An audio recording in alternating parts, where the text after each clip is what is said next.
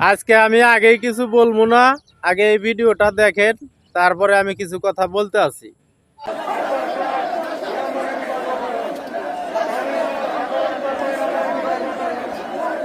আসলে আমাদের এই আশুরার কার্যক্রমটা শুরু করে গিয়েছিলেন আমাদের প্রপিতামহ হযরত শাহ আব্দুর রহমান কুদ্দুসে সিরাহুল আজিজ। তিনি এবং তার যোগ্য সহধর্মিনী আমাদের গ্রেট গ্র্যান্ড মাম, ওনারা দুজন এই আশুরার কার্যক্রম শুরু করেছিলেন প্রায় 150 বছর আগে।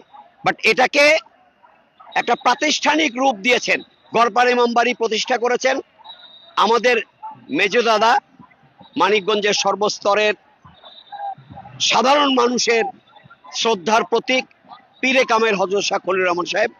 উনি 2020-এর আগে, 1920-এর আগে এই ইমামবাড়া প্রতিষ্ঠা করেন। 1921 সালে প্রথম মানিকগঞ্জে এই মহরমের মিছিল শহরে যায় এবং তখন দেবেন্দ্র কলেজ মাঠে না, তখন স্টেডিয়ামে যেত, কখনো কখনো গার্লস স্কুলের মাঠে যেত, যেটা পরবর্তীতে হয়তো বিজয় মেলার মাঠে পরিণত হয়েছে। তারপরে কালের আবর্তে এখন মহরমের মিছিল মানিকগঞ্জ দেবেন্দ্র কলেজ মাঠে যায়, সেখানে হাজার হাজার ইমাম ভক্ত রোজা রাখেন, রোজা খুলেন, ইফতার করেন এবং আমরা মাগরিবের নামাজ পড়ি। এর আগে যেটা করতে হয়, ইমামবাড়ি থেকে 30টি দল প্রতি বছরের মতো এবারও বেরিয়ে গেছে। গ্রেটার ঢাকা, মানিকগঞ্জের সবকটা উপজেলা, সবকটা থানার সবকটা ইউনিয়ন, টাঙ্গাইলের একটা অংশ, রাজবাড়ী, ফরিদপুর, ঈশ্বরদী, পাবনা, নাটোরে বেরিয়ে গেছে আমাদের 30টি দল। এবং আপনারা দেখতে পাচ্ছেন এই দলগুলো ফিরতে শুরু করেছে এবং ইতিমধ্যেই প্রায় 10টা দল চলে এসছে।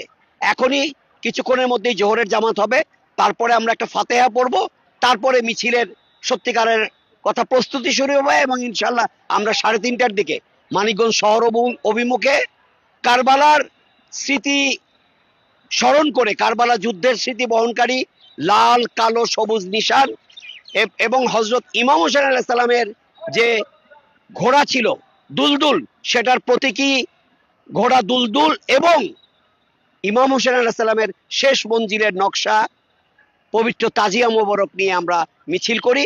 এবং আমাদের মিছিলে কোনো রকমের কোনো রক্তপাত হয় না এবং আমাদের মিছিল থেকে কোনো রকমের কোনো উত্তেজক স্লোগানও দেওয়া হয় না। একটা শান্তিপূর্ণ শোক, অ্যাট দ্য সেম টাইম একটা শোভাযাত্রা। এবং এই মিছিলে একটাই বার্তা থাকে যে আমরা রাসূল আলাইহিস সালামের প্রাণপ্রিয় দৌহিত্র হযরত ইমাম হোসেন আলাইহিস সালামের ফলোয়ার এবং তার 61 হিজরিতে তার যে এই মর্মান্তিক ঘটনাটা, ফাসিক ইয়াজিদের হাতে তিনি এবং তার পরিবার যেভাবে মর্মান্তিক ভাবে শহীদ হয়েছিলেন, সেটা যে অন্যায় ছিল, তিনি নিজে যে সত্য এবং ন্যায়ের প্রতীক ছিলেন, আমরা সেটাই প্রকাশের চেষ্টা করি। এবং গড়পাড়া ইমামবাড়ি 100 বছরের বেশি সময় ধরে সেই সত্যের বার্তাটাই জানিয়ে আসছে এবং আজকের মিছিলেও ঠিক সেই বার্তাটি আমরা মানিকগঞ্জবাসী তথা বাংলাদেশের মানুষকে জানিয়ে দিতে চাই।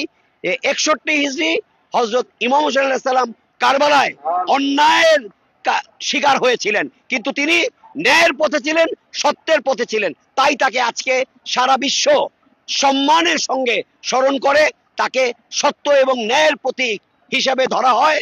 প্রতীয়মান হন তিনি এবং কুচক্রী ফাসিক ইয়াজিদ আজকে ইতিহাসের আস্থা করে নিক্ষিপ্ত হয়েছে। এই বার্তাটি গড়পাড়া ইমামবাড়ি দেওয়ার চেষ্টা করে, আমাদের পূর্বপুরুষরা দিয়েছেন, এখন আমরা চতুর্থ পুরুষ সেটাই ধারণ করছি।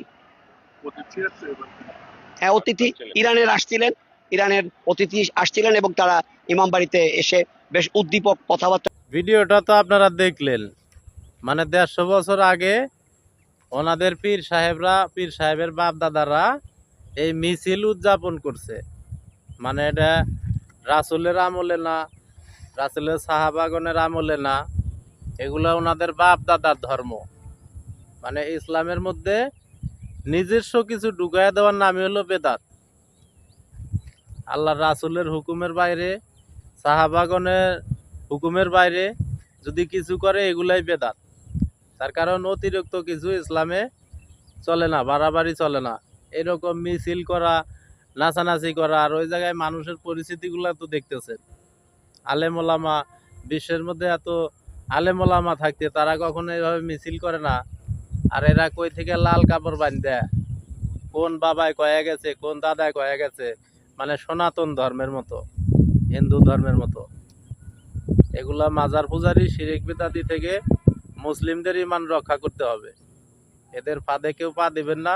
ভিডিওটা বেশি বেশি শেয়ার করে দিবেন। নেক্সট ভিডিওর জন্য অপেক্ষা করেন।